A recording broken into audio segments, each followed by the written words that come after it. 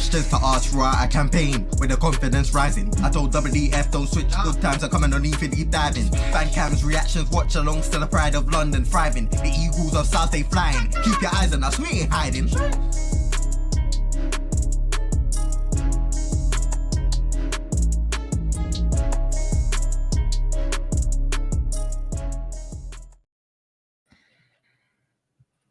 Good evening, good evening, good evening. I mean, JC, we could put our feet up for this preview, and I'm sure our guests can do so as well.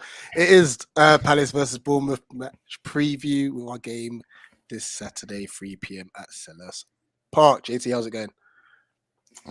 All good. I got caught in the rain again today, bro. It's three times. That's 3 times in a row. It's crazy. It's crazy. Any danger of you learning your lesson? Like, oh, it was sunny outside. I thought I was nice. I thought I was crisp, but nah. But other than that, I'm starting to think because listen, you went to Greece as well, and it started raining there. I'm starting to think you're the problem. I'm taking L's everywhere. However, I'm all right. How are you, mate? I'm not too bad. School's crazy at the minute. I'm having to like extinguish a lot of fires for these kids because they're on the verge of getting kicked out of a pro. And I'm just like, yo, like, let's try and give them a chance. I'm trying to mentor them and help them out and stuff. But yeah, the head teacher wants them out. But it is what it is. We are joined by Bournemouth fan and fellow panelist on the stream, Beat the Drop, which is on Forest Fan TV YouTube channel. Absolute, it's scenes, it's carnage over there, to be honest. And now myself and John can effectively just put our feet up for the rest of the season. But John, how's it going, mate? Yeah, good, thank you. Yeah, those streams have been great fun, and yeah, I think it's only a matter of time before we have to change up the format because you've already beaten the drop, and we're all bar mathematical ridiculousness, madness. Yeah, we're already we're safe as well. So this is going to be nice and chill. Nothing much to worry about for both of us for the last 3 weeks of the season, thankfully. No, 100%. And let's start with that. Obviously, you gained promotion again. Did you ever think in your wildest dreams that you'll be safe with a couple games to spare? No, definitely not. I think there's been an interesting dynamic in the fan base in terms of there's been an odd reluctancy given how successful our January business was. And obviously the squad we've got is to a large extent the same one that we had last time we were up, bar the big sales of Wilson, Danjuma, Ake, and Ramsdale. It's basically still the same squad. So there's been a sort of interesting back and forth in the fan base to sort of like how much credit are a lot of fans willing to give Gary O'Neill when he's made a lot of mistakes, but he's also done a lot right, and the squad is not as bad as a lot of people outside of Bournemouth think it is. Having said that, at the start of the season, with what Scott Parker looked like he was planning to do with the team, I had very little faith we were going to stay up. I really did. Mad? I forgot you started the season with you. Yeah, we started. Scott Parker was. I think that's a good talking point, actually, because he got sacked after being beaten by Man City, didn't he? Well, Man City, then Arsenal, then Liverpool. It was the Liverpool 9-0 was the one that he got sacked after. But it was he lost him. First game of the season, we beat Aston Villa 2-0 at home. Then we lost to City away 4-0, Arsenal at home 3-0, and then we lost the big one away to Liverpool 9-0. And yeah, it wasn't so much the defeat. We wouldn't have sacked him for just losing those games. It was the fact that it was the second or third time since pre-season or during pre-season and the start of the season that he talked about the fact that the squad's not good enough. Basically, just he was very vocal, wasn't he? Yeah, he was really sort of. I think he was trying to do the old-fashioned, because I do feel as though he's like a new Harry Redknapp, but the game has completely surpassed that type of manager. Not that he doesn't do a bit of coaching, but it's his backroom staff that do more coaching than he does. But he basically was trying to do the whole Redknapp, Mourinho kind of. We need more from people in the door because these people can't do this, and I need more to work with. What do you expect?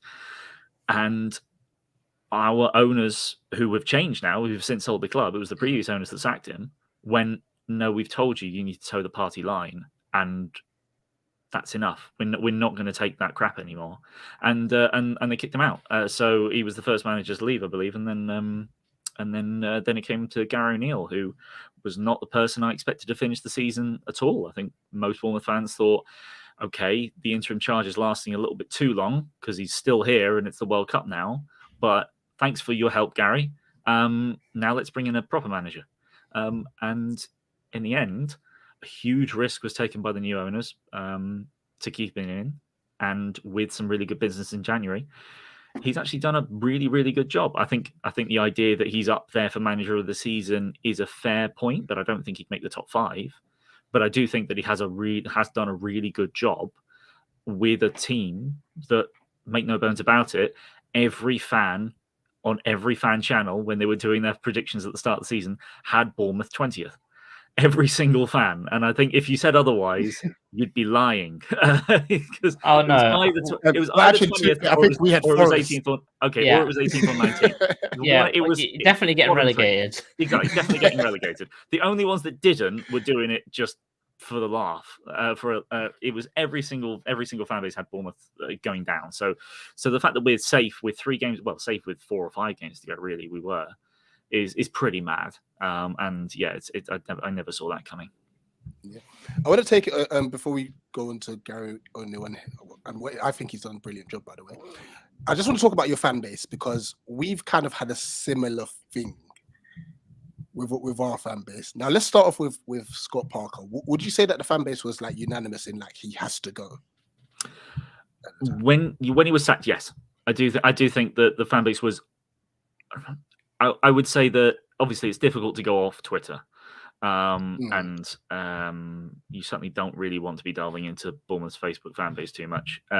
So I would say that from what I was seeing, there was only a few voices that were like, we'll have a better chance under Parker. And I do think that most fans probably agreed with that, but would rather have seen him out the door than stick with him and say arguably had the better chance with Parker over O'Neill, which I think has proved to be false. But yes, I think that when you keep going on about how he was saying it, and bearing in mind the football wasn't exactly exhilarating in the Championship, he was. I think that a lot of fans probably in sort of with the benefit of hindsight just sort of say he was rubbish and it's great that he's gone. He was still a success in the Championship. It wasn't fun most of the time, and a different manager would have made it a much more exciting season and possibly got us up maybe even first, because we were roughly comparable with Fulham. We still got up. So he was a success. There's no doubt about that. But, you know, now that Fulham have seen what Parker can do and he got them up, and Bournemouth have seen what Parker can do and he got them up, given that both fan bases probably look back on the Parker appointment and gone, no, I wouldn't do that again, shows you a lot about what Parker's like as a manager, I think, in terms of like, he'll do the job, but God, it's not exactly great. And having him out was a blessing, I think, for us, for, you know, in the long-term future of the club, I think. Yeah. Finally, Gary O'Neill. Now, I've seen it's been a bit divided, and please correct me if I'm wrong, but I feel like he had a few games where like you'd be winning like by a couple of goals, and then it was just like a mass turnaround. I recall the Spurs one. Yeah, I think that's 3-1. Correct me from Leeds as well. Yep. Mm-hmm. And such. So obviously it's gutting for you, because I'm thinking, Bournemouth are flying at the moment. And then he's kind of changed how he's coached. He's been a little bit more conservative, but it's worked. So it's a kind of 2-part question. How have you seen that transition from pre-Gary O'Neill to post-Gary O'Neill? And how has the fan base reacted towards it? Because obviously I know there's been a few that still want his head. Yeah, I think In terms of you saying in terms of some people still want his head, and I do think that as much as that's sort of like a football manager way of putting things is that there are enough fans out there that go, we're thankful for Gary O'Neill, but let's face it, we could do better. And I don't disagree with that. But what I would argue is that when you're a team that is expecting to be in the relegation fight, you cannot expect the next manager to be better. You can hope he is, but there are no guarantees. We could, you could bring in someone like, I don't know, Slavica Jukanovic is a manager that I think most would say, yeah, he's probably just about Premier League quality, and he's done good jobs before with teams, but you thought that when he went into Sheffield United when they went down, and he was awful with them. They sacked him, brought in whoever the current manager is. Fotheringham? No, that's the wrong name. But whoever the current manager is, he's done a much better job with them.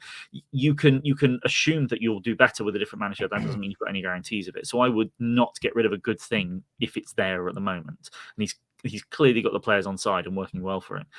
As to sort of at the start, he got a great boost because after that 9-0, we got a draw with Wolves, and then we were 2-0 down away at Forest, and we beat them 3-2. And we went on a 7-game unbeaten run.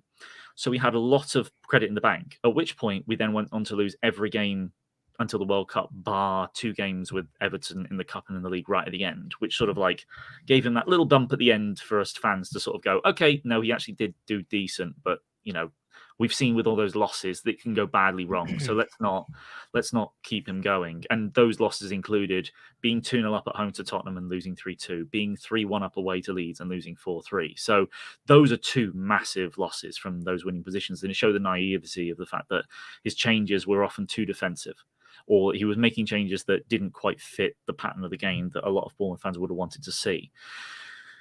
After he gets the job full time and we come back from the World Cup, he goes 7 games in a row losing, starting with, I think it started with the 2-0 loss at home to Palace, or at least that was certainly in there. And that was a horrible performance. We were awful in that game.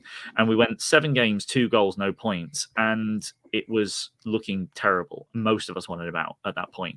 But then the new signings came in, and it was clear that now with injuries back, because he'd lost Tavernier, who was a huge part of his overall strategy. We'd lost Solanke for a good while.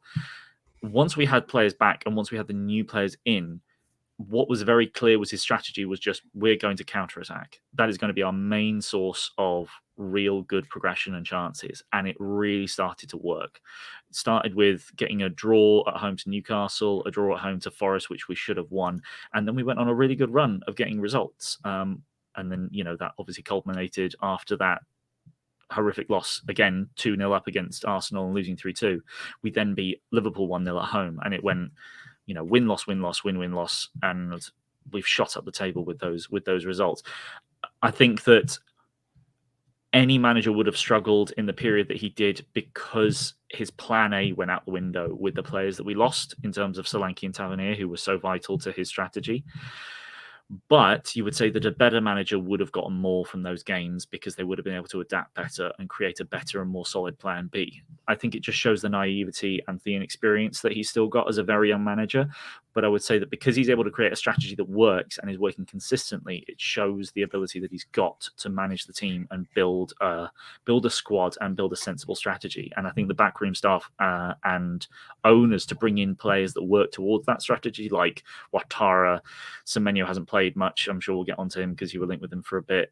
And Traore hasn't played much. But other Vigna, who's been a great signing as well at left back, players that really fit the strategy that we want to go forward, and the club has worked together to keep us up. And I think it's been a really, really good effort from the entire club to get us in the position where we are. Absolutely. JC, let's hit some comments, then we'll talk about Palace because there's a lot happening this week. Yeah. Okay. All right. Big up Louis, as always. Big up Chairman. UK Pat coming through as always. Big up Rich T, the GOAT, and John. It's my birthday on Saturday. Oh, it's not. If we lose, I hope we'll get relegated. Just kidding. Is the game on Saturday? It is, isn't it? Yeah. Pat, if you're there, fan cam, innit? Because I think I've seen you before, but We're not going to talk about that one. Parker and Lampard, managers are both from the same cloth, both rubbish. I don't deny that one. I think Lampard's taken the cake. I saw a debate actually. Rich, who's worse, Lampard or De Boer? Lampard. De Boer. Can I say why? Was that the first time you had De Boer? Sure, you know how bad that was, right? Don't you? Yeah, but you know what? He had 5 games. He alienated the club. I get it. Cool. Lampard he's had this opportunity. It's gift wrapped to him. Even at Chelsea as well, and Everton. Let's say about 800 million to spend over the clubs he's been at. Yeah, and he's the only one that did what 6 L's in a row. Oh yeah, that's this current Chelsea team, which as well, which was 600 million. Yeah. I'm sorry. No, and the agenda has to run as well for Palace fans as well, because when we was looking for a manager when we got Vieira, he turned us down and publicly said, "I don't want to manage a small club like Palace." So the agenda's going to have to run here as well. This is why Everton need to get relegated, because he's part of that fabric. I hate the Seagulls, but I was so annoyed he didn't beat Everton. Big up Brush, as always. This is James, who's our normal Bournemouth fan that comes through, looking for a 2-1 win for Bournemouth. Big up Nate. James calling you a legend. Premier League safety for Bournemouth, and Earth is saying 2-0 Palace. We'll get into that. We'll definitely get into that. JC, Mark Gay. He's gone, isn't he? He's gone, and all his money is going straight to Leon. Oh yeah, because they're struggling. So basically, our owner owns Leon, and they're in £130 million worth of debt because they didn't make Champions League. Because they was betting loads of money on getting Champions League, and they didn't make it. So if we're going to sell Mark Gay for 50 million, all that money is going to basically go into that pot. It has to be more.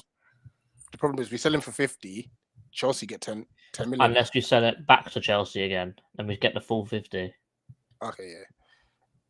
Because they have first dibs, basically, don't they? Yeah. Who's he going to? The talk is either Arsenal, Spurs, or Chelsea. And I tell you what, if he ends up at Arsenal, I can see them winning the league next year because he never gets injured, and if he plays every game next to Saliba, man, that's a rock solid defense. It's a very good defense, yeah. Although it's interesting, Saliba is rumored that they might sell him because he's on his last year of his contract. What?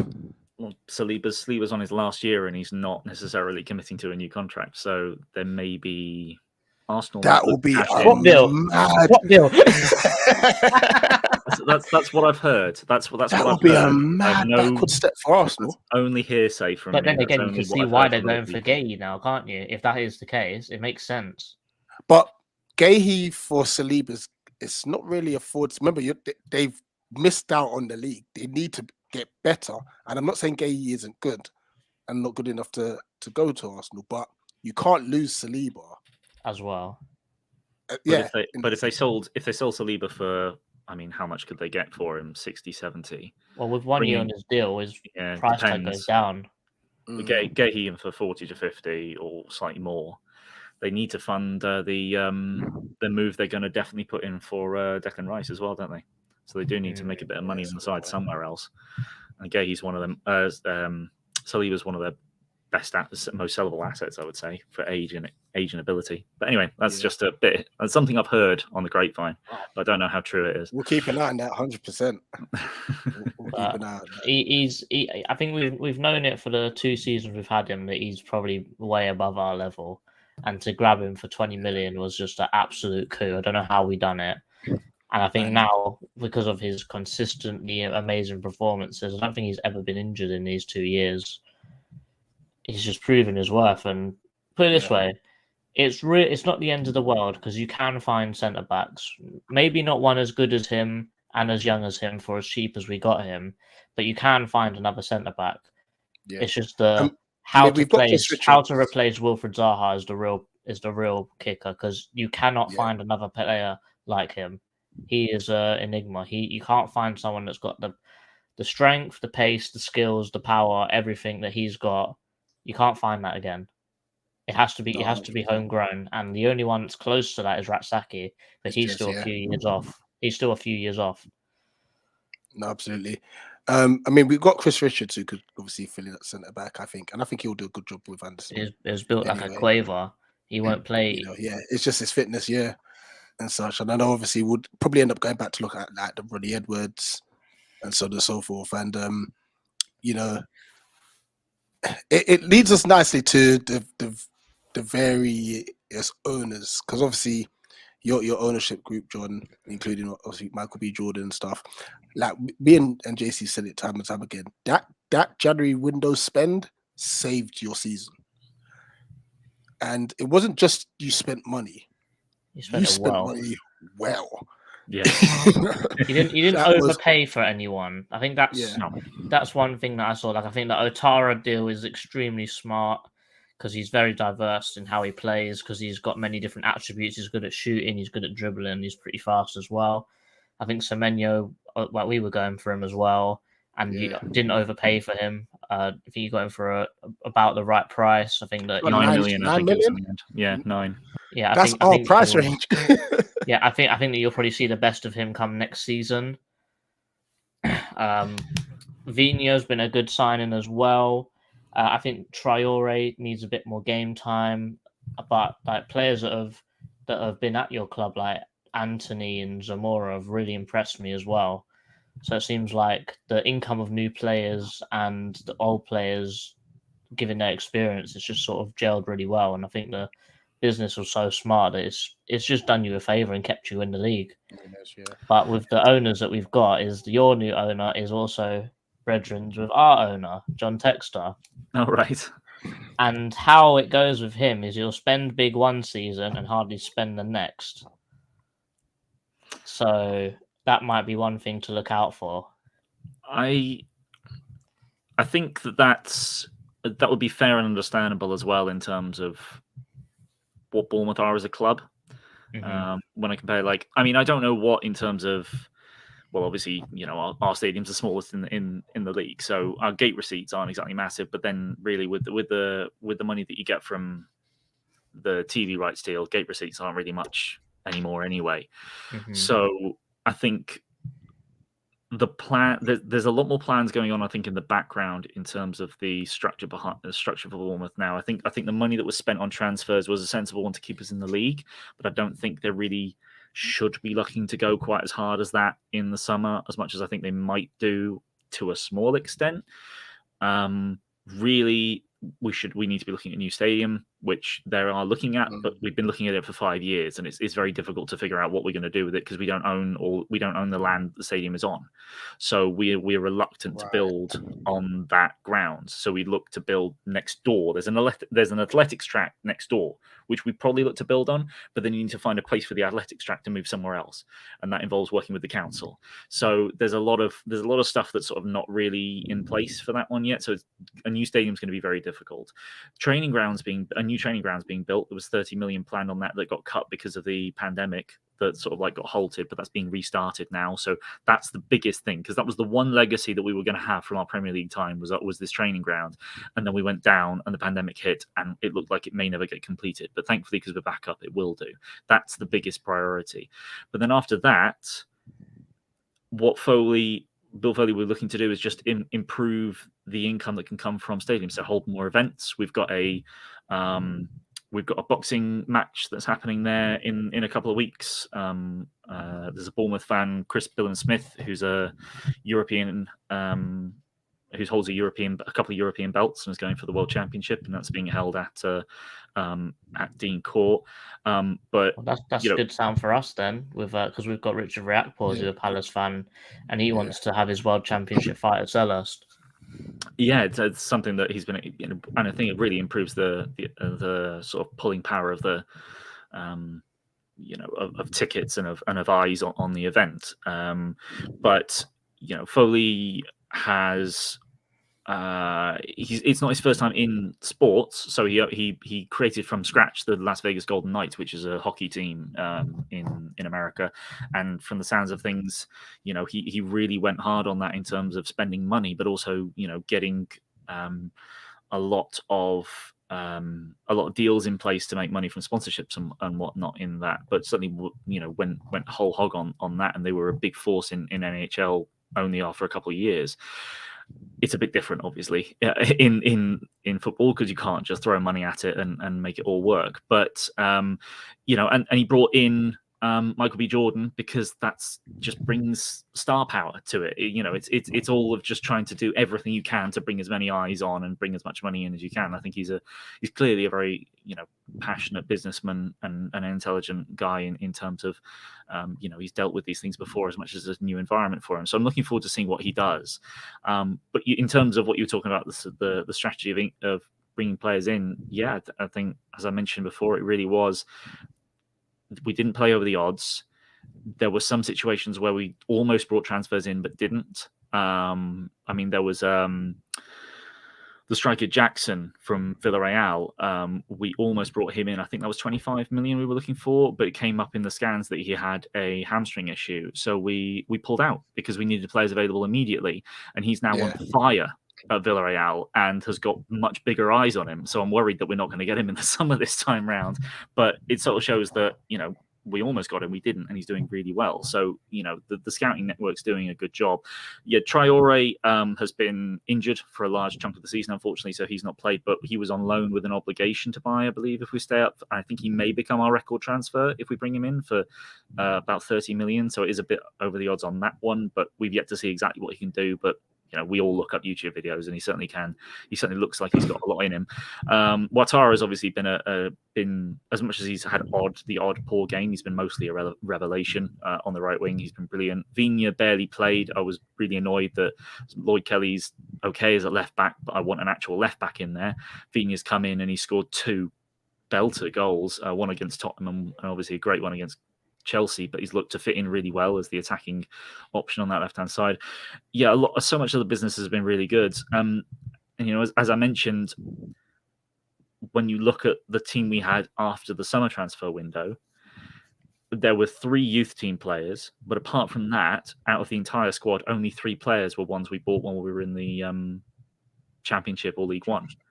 Adam Smith was from our League One days. He was the only left over. But in terms of Championship signings, it was Moore and Christie, and that was basically it. Pretty much everyone else in the squad was bought while we were in the Premier League last time round. So it needs a bit more of a refresh. I actually think that Bournemouth haven't done well enough over the years at selling well.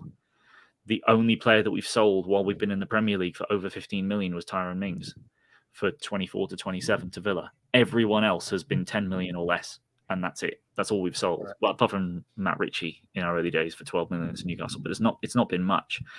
And I think that I'm hoping that there's going to be a better refreshing of the squad as years go on in this time around. But yeah, there's a lot of good people working behind the scenes, I think. And as much as I think that the management team needs a bit more support at times, because we've got a very young management team. Gary O'Neill's new in the job. Both of his first team coaches are new in that position, and we don't have an official assistant manager, which I think we're the only team in the 92 that's got that position missing. It's kind of weird, but there's a lot that's going well at the moment, and the new owner is making himself warming up to the fans. I mean, one of the first, he's not been over a lot, but when he has come over, he's mingled and he's chatted and he's signed autographs and on all accounts, he's doing a really good job at putting himself out there. Fair play. We're going to move on to a combined 11, so I'll leave JC to explain the rules for this. So we're going to build a combined 11, obviously from both teams. There's only 2 rules. One, you have to have at least 3 players from each team, so you can't build a full Bournemouth team. You have to have at least 3 Palace players. And also, each player that is picked has to be fit to play this game. So we'll start off with, what formation would you like, or would you like to stick with this one? I think 4-3-3 is. We play a 4-2-3-1, but it's pretty comparable. Is 4-3-3 tends to be what Palace are going with? Yeah. most of the time. Yeah, I'm happy with that. All right, well, let's start in goalkeeper. Ooh. This is an interesting one, actually. I mean, I'm guessing Gaeta's not fit because he's not been playing much recently, or has he just been dropped? I think that Johnstone's just been playing so well that he's been dropped because they're both fit now. Yeah, and Johnstone's still got the shirt. I think, and Johnson's a really good. I rate Johnson a lot. I think he's a really good keeper, and he's clearly shown he's a great shot stopper. I do think that Neto has been one of our most important players this season. He's a player that came in the summer for free, and he's been a very good shot stopper and leader at the back. Apart from saying that he's a really good shot stopper, I don't really have much to add for Neto over Johnson or the other way around, to be honest, because I think both keepers would be perfectly good in the role. I'd say Neto's got more experience, ex-Barcelona, ex-Juventus. But no, to be honest, I'm not too fussed about which one because I think Johnson's a very good goalkeeper as well. And he's clearly on form at the moment. So which one are you going with? Pick one. Oh, I have to pick. I thought it was going to be No, you have to pick. You pick. All right, okay. I will go with Neto, personally. It would have been funny if I just wrote Johnstone in anyway. Left back. I'm trying to think back because I haven't looked at Crystal Palace's lineups recently, and I'm trying to think of who's your regular. Mitchell is our only left back. Yeah, Mitchell. I'd say the thing is Zamora isn't being used at the moment because he's signed a pre-contract with Udinese, so he's been dropped to the under-23s, which is a shame because I probably would have gone with Zamora. Vina's been great, but he's got a lot of vulnerabilities defensively. He goes a bit too gung-ho at times. Mitchell is an England so good to hear. Mitchell is an England international.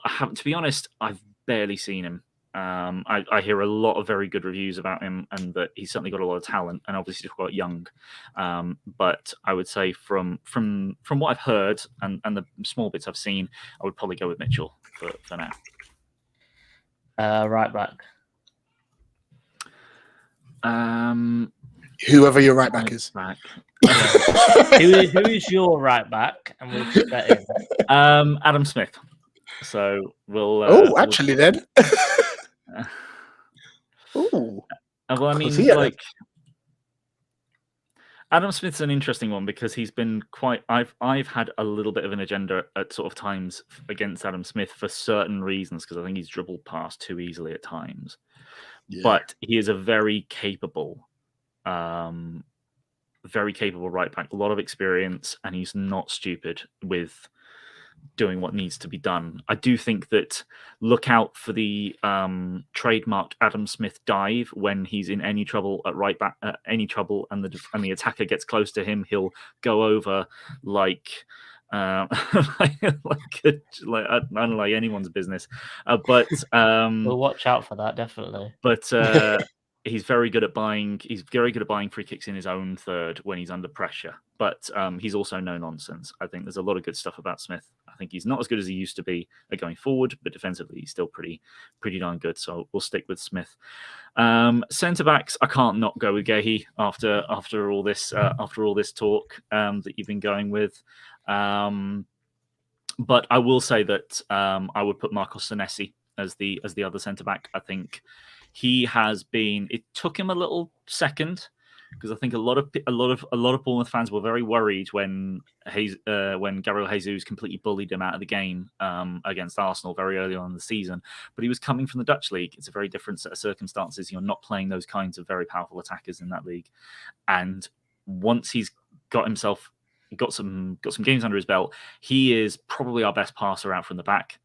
And he does a really good job defensively and starts a lot of our attacks. And I think that there have been a few noises that some bigger sides might be in for him already this summer, and I would not be surprised. But I'm hoping we hold on to him for another season because I think he will get at least a Europa League club as probably his next move. I do think he's definitely good enough. But yeah, he's probably been the centre back that stands out the most for me for this season from Bournemouth. Defensive midfield. So I think that a lot. So this is basically it's Lerma versus Decore on here on this one, and Lerma is an absolute legend at Bournemouth, and he is the kind of player that if he's not on your side, you will absolutely hate him. Why? Because he tried to take out Zaha a few years ago and failed. Quite possibly, he'll take out as many people as he needs to. He's incredibly aggressive. He's no nonsense. He's reeled himself in as a bit in terms of his yellow cards, which used to be an obscene number. It was every other game he was getting a yellow card in the Spanish league and in the English league. But I mean, again, I've not seen a lot of Palace, but I keep an eye on the stats and of the team and of the players that sort of are showing themselves up well. And Decore has been, from what I can gather, and his stats look incredible, so vital as the only ball winner in Crystal Palace's entire squad from the sounds of things, as to how good a job he does in controlling and winning the ball back and helping solidify that midfield. So, yeah, I have to go with Decore in defensive midfielder. I do think that most Bournemouth fans would have my head for not putting Lerma in automatically, but I'm not stupid. I know that Decore has done an incredible job this season, so I will go with Decore. Yeah, if it wasn't for the fact that the 8s and the 10s from both sides are pretty decent, and we had 2 DMs, Decore Lerma would work. Yeah, it would be a really cool one. The players I'm thinking of from both sides to put into this, they have to be in my personal opinion. Yeah, and those 2 attacking midfielders certainly. Which one plays more as the 8 and which plays more as the winger out of Eze and Elise? Eze is more of the 8. Right, so Eze goes in here, and next to him is Philip Billing. Those are the 2 players I was thinking about.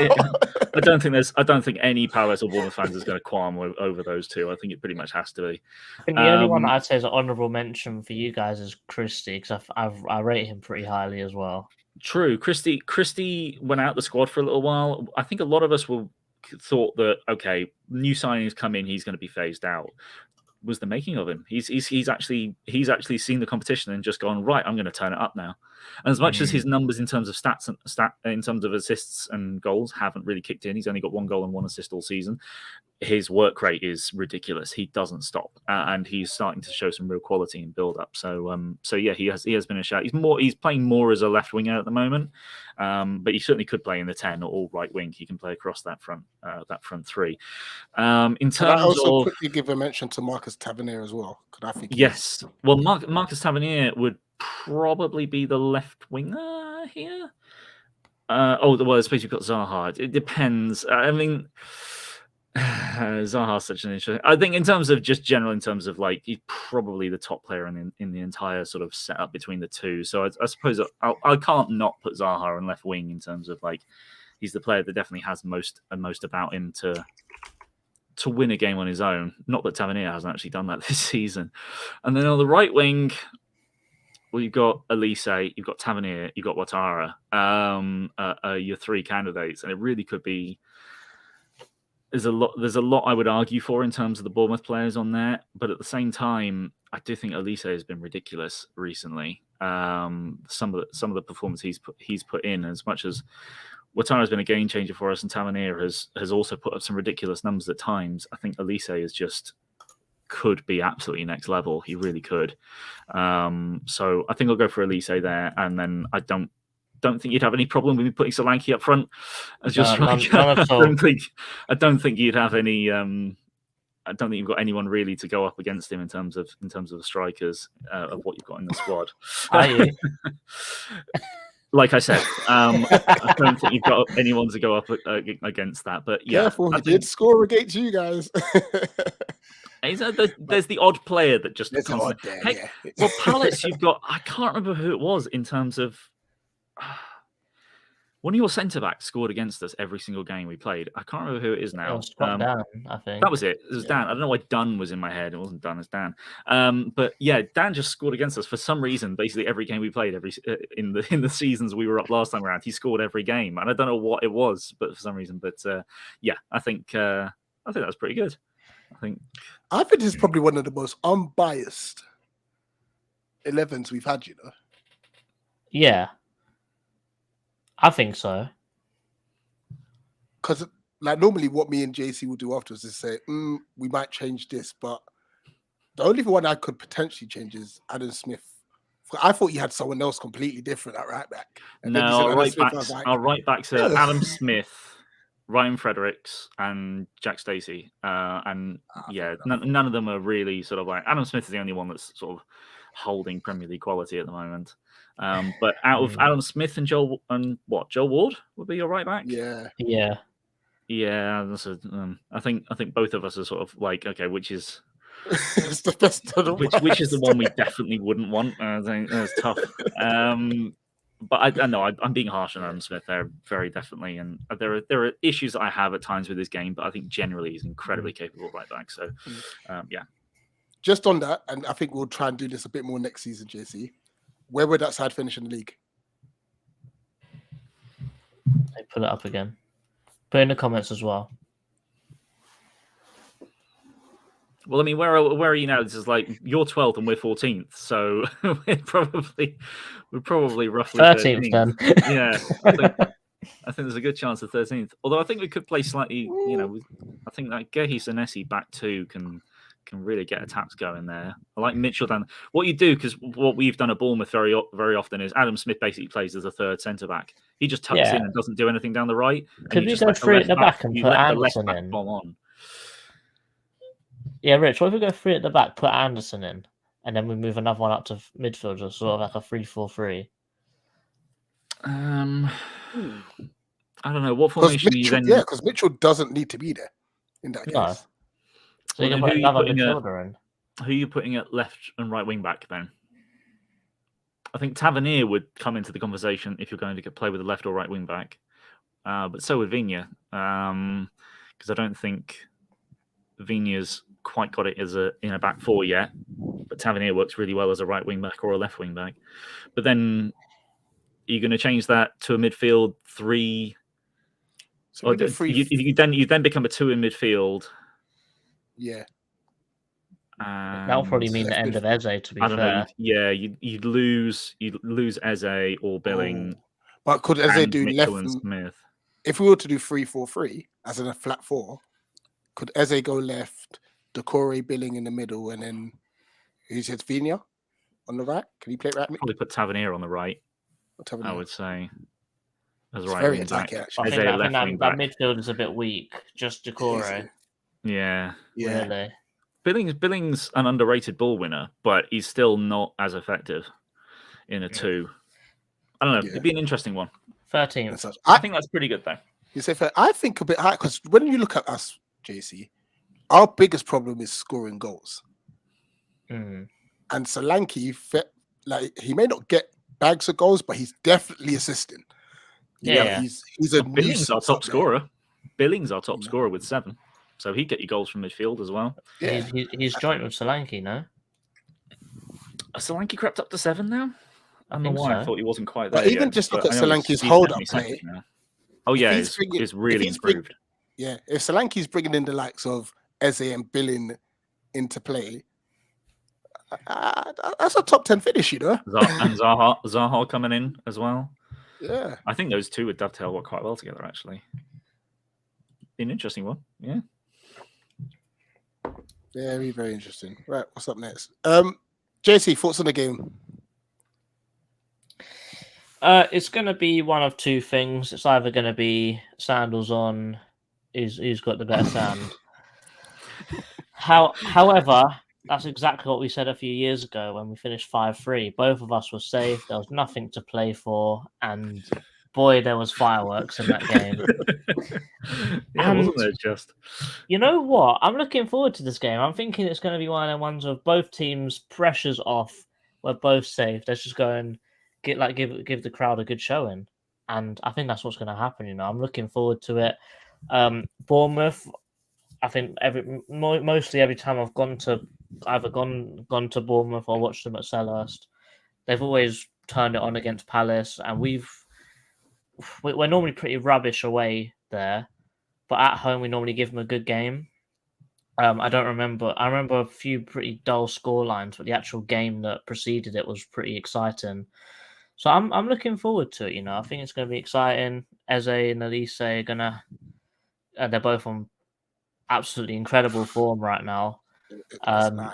Zaha's only got 3 games left in a Crystal Palace shirt potentially, so I'm sure that he wants to give it a good send off because this will be his second last game at Selhurst if that is the case. Yeah, if he goes, yeah.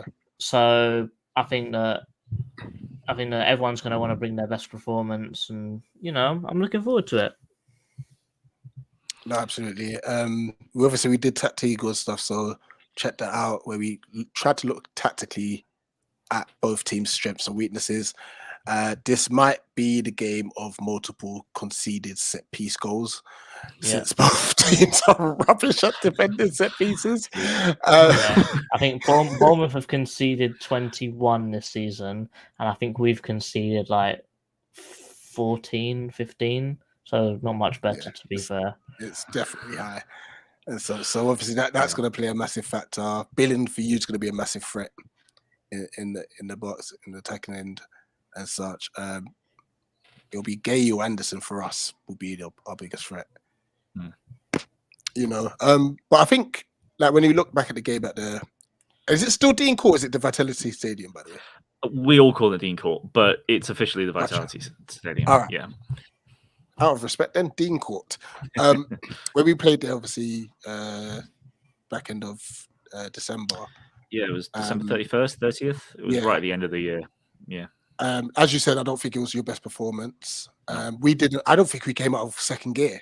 No, we didn't play very well. We scored 2 set pieces. We scored a corner, and we scored 2 corners. One of them was straight into the box, and the other one, Eze had so much space on the outside of the box. The thing is, I think he tried it once before he actually scored, and they still didn't pick him up. So it's a bit of a strange goal to score because he tried it already. But never going to say no to a goal, are we? Yeah, this is it. But even with that, I feel like we still created quite a few chances. I just couldn't. Like Mateta had one which went into. He put it out of the stadium, just like Hennessy did in the penalty shootout. It's crazy, absolutely crazy. Right, just a few more things. Right. Oh, sorry, John, your thoughts on the game. My bad. Yeah, I mean, I'm just looking up in terms of. You were talking about previous fixtures, looking at Bournemouth's fixture history against Palace, because it goes back a fair way. 1925 was our first game. Record so far, Bournemouth are 130, Palace are 127, and 19 draws. So it's a pretty even matchup between us. But yeah, in terms of the Prem, you've definitely got it over us for the most part. I probably have more memories of the 0-0 cup game from a couple seasons back than I do of that 2-0 loss that we have, because of that penalty shootout. If you remember, went through about 30, all the way through. Wayne Hennessy. That ball still hasn't landed. It's in another universe, mate. It's still going. Yeah,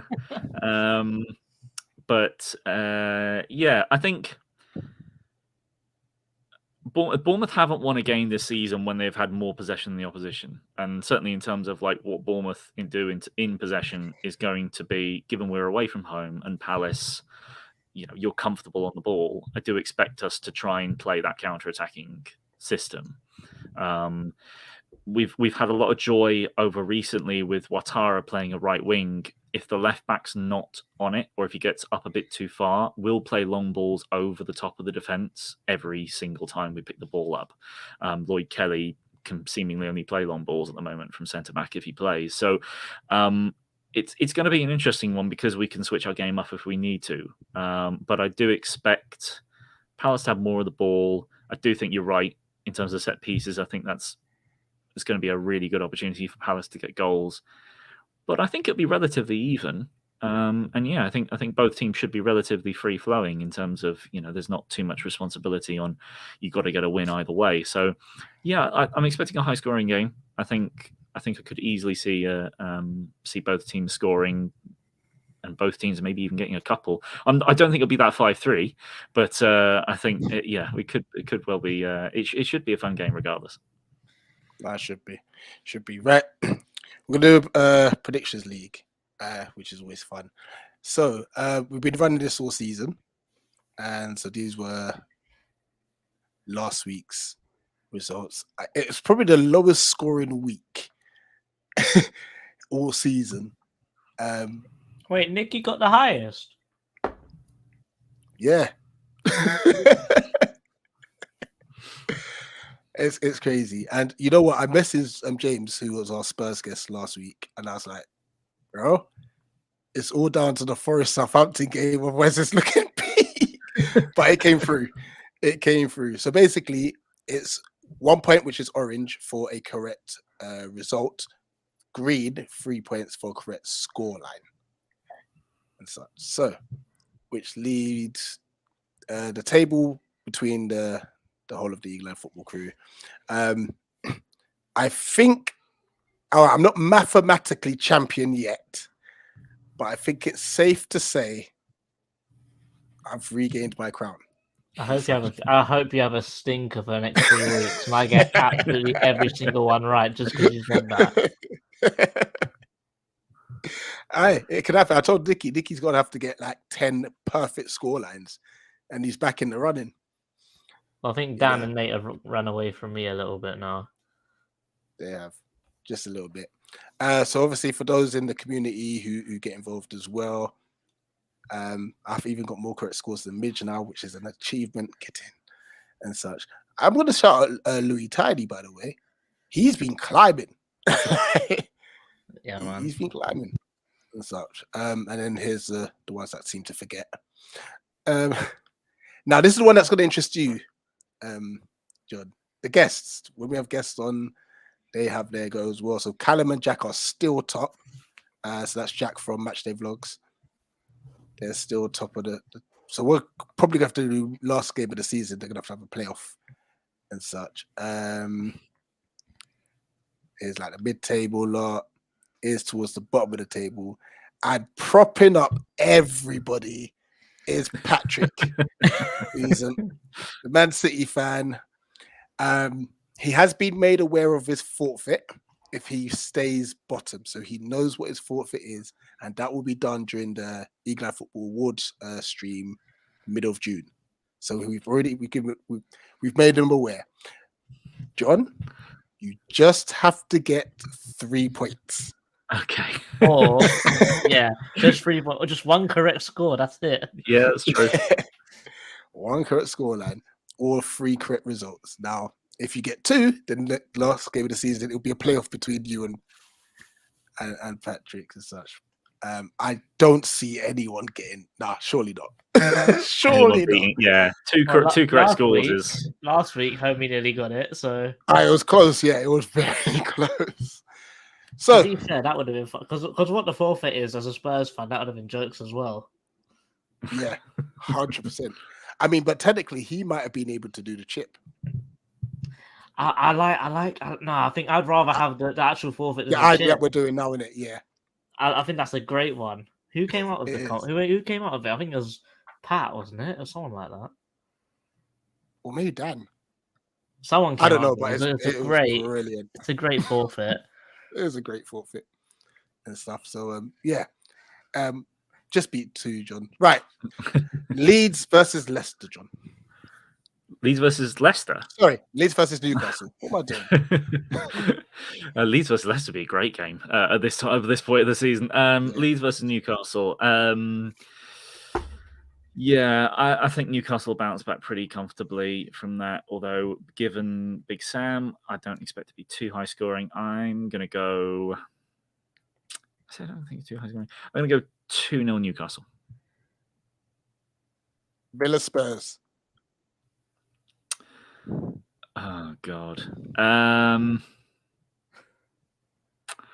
certainly think Villa will win. Spurs are going to Spurs. It's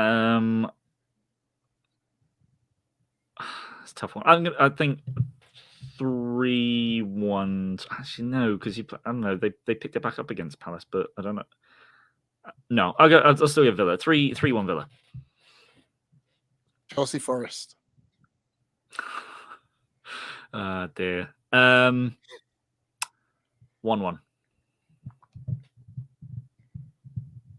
Big one. Palace Bournemouth. 2-2. Man United Wolves.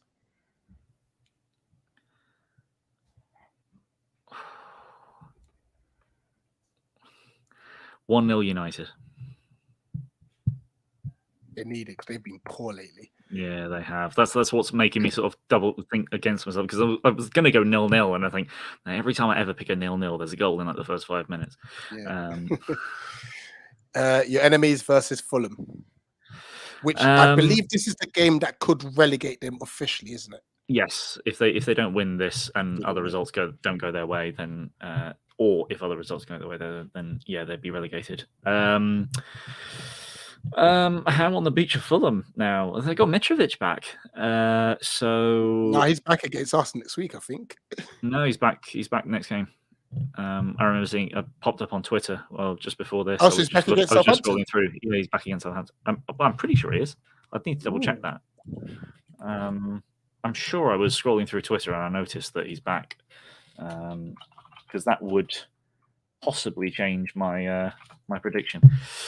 No, it is. Yeah, as Ahmed Shubal reporting, he's back against Southampton. So I'm gonna go 3-0 Fulham. Brentford, West Ham. How angry do I want to make Jace? Brentford, West Ham. West Ham will be resting. Brentford aren't on it at the moment. I'm going to go 1-1. Well, they're only resting if they win, because it's still 0-0. Well, I mean, I think that they'll be resting for because it'd be two-legged, won't it? They'll be resting for the second leg, which I'm guessing is next week. But Everton City. Oh,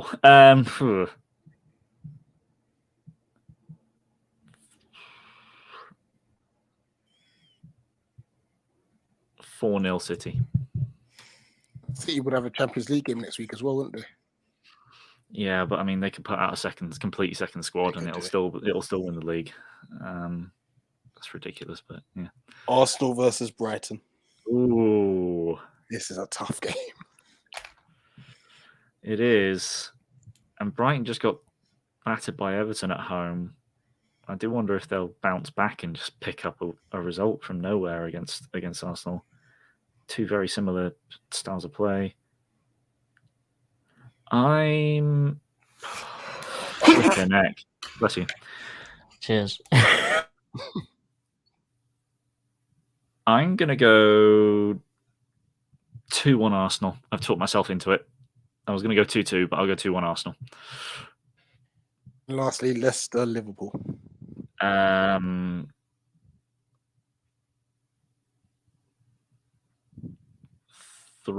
Liverpool.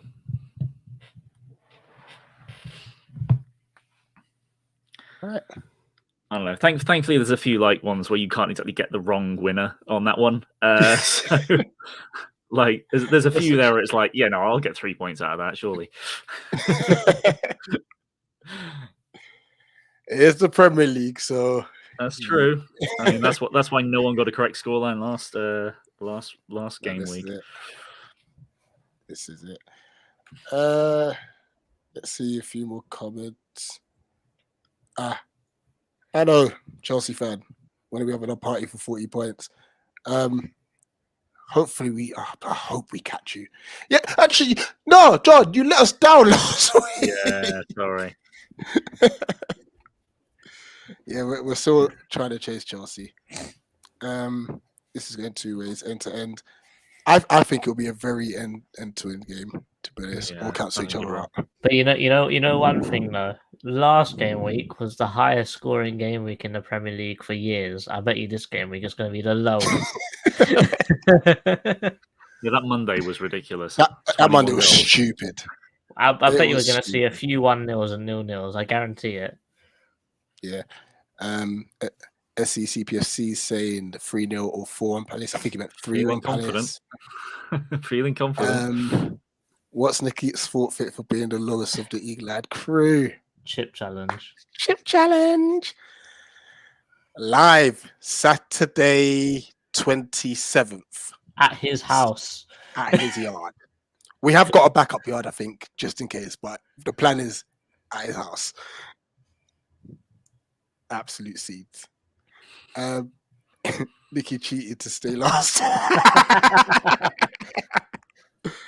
Oh, so you know, John, basically, in our WhatsApp group, he literally goes, I just followed what Richard put down. I was wondering what got him the deduction. What got the deduction? He basically snitched on himself, saying, "Oh yeah, I just copied the guy who's winning. That's why I've been picking up points." Oh, dear. And at first, he bust case because some of the group. I'm looking at you, Rich. You're one of them. No, I'm the one who was like, no, I'm not having this. I can't believe he's cheated, and I re-put the poll up. Who was it? Me. Who was it? Was Dan it Dan? Nicky. Oh, the busting case. I was wait, hold on a second. He's cheating. He's getting away with it. No chance. So we put another poll up, and he got 15-point deduction. I'm pretty sure that happened because I said, "All right, next week I'm copying Rich." And then I tweeted it, and everyone was like, "Yep, 15-point deduction." And just to let you guys know, he wanted to get his 15 points back, so he said, "You can get them back. You just have to do another chit challenge." I think he'll still be lost. Try and pull a Juventus and get his 15 points back. Literally. Big up Kevin all the way from New Zealand. Yes, JC. Not Australia. Need to insist just to show you on a fluke. He's back for us, I'm pretty sure. I know that's to do with Mitrovic. But obviously, yeah, he's back for the Southampton game. Now we're safe. I can watch the game without crapping myself. So can we. So can we. Literally, I'm just going to be there just whatever happens. Bournemouth scored. Too bad. Oh, boy. I didn't realize Uncle Fest. Thank you. Well, actually, I tell you what, I'm so peek behind the curtain. I'm off work for a little while now. I'm off work Friday through to Tuesday, and I'm not doing anything special. But I just thought, because I've had a beard for the last 4 years, and I just thought, I'm not at work for a while. I'm just going to shave it off and just make sure that my skin actually looks okay under there and I haven't completely messed myself up and whatnot. And it's like, I'm not doing anything. I'll be at home for 5 days, be fine. And then I'm completely forgetting, oh, God, I'm in front of a freaking camera for an hour now. So so bringing this back, completely clean shaven. And yeah, I've got Agent 47 before, and just every bold character without facial hair is basically me. So, well, I'll be completely honest, John. You've made my decision easy. I had a work colleague say to me, if you really want to grow your beard even further, Rich, you have to shave it off completely and let it grow back bigger. I don't think I'm going to shave my beard. I've heard that before. I've done it in lockdown, and it was the biggest mistake. Well, I didn't. I was like this all before lockdown. I only grew the beard during lockdown because I was like, I can't be asked to shave. I just can't be asked. Let it grow out. And I was like, actually, you know what? Let's get used to it. Yeah. This is it. It'll be back. Speaking of back. I'm not staying like this. God, no. Yeah. Speaking of you not doing anything for 5 days, are you down at Sellers Park? I won't be. No, unfortunately not. It's I'm Manchester based, so it's a bit of a travel for me. But no, I'll still be keeping across the game. And yeah, we'll be doing on our channel Cherry Army. We'll be doing a live review after the game. I believe Kirk and I have agreed. So yeah, there'll be a video coming up Saturday afternoon after the game, 5:30ish. We'll do a live review of the game. Sweet. We will still be outside the ground, won't we, JC, at that time? Oh yeah, we're still gonna be doing fan cams, don't you? Yeah, fan cams. Good stuff. So yeah, guys, I guess that's it. We'll give you full screen. Please promote where everyone can find you. Yep. So it's right there. There we go. Yep. At Cherry Army. We're on. We're on he's done a decent job there. We're on Twitter. We're on Instagram. We've got YouTube. Obviously, is Cherry Army. And yeah, just do previews, reviews, other stuff. I've got my own series of doing sort of more stats-based videos. They come out maybe once a month, so they're not great in terms of regularity. But yeah, we've got a good variety of stuff, standard fare. But yeah, we try and get as much fan interaction as we can, and it's yeah, I think we've got a good thing growing there. Just 1.5K subs at the moment, but if you're interested at all in hearing more views on Bournemouth, then please do get a second opinion from us, and we'd be happy to have you. No, awesome. And obviously now that we're both safe, next season we'll do this all again. Yeah, absolutely. We'll do this all again. All right. Guess that's it. Yep. Look out for fan cams Saturday evening. We'll do the match reaction Sunday afternoon.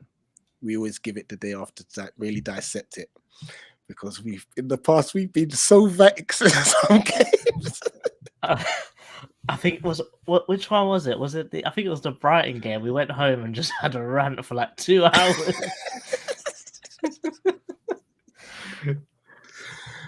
Oh man. So yeah, we kind of use that time to sleep on it, have a good think about it, and then come back and have a constructive discussion about the game. It's a sensible way to do it sometimes. Yeah, because when we didn't do it, it was just emotions were high. There was no structure. Everyone was talking over each other. Everyone was angry. It wasn't a good time. But people, thank you very much for watching. This is Eagle Eye Football. This is the match preview, and we are out. Up the Palace. Eagles!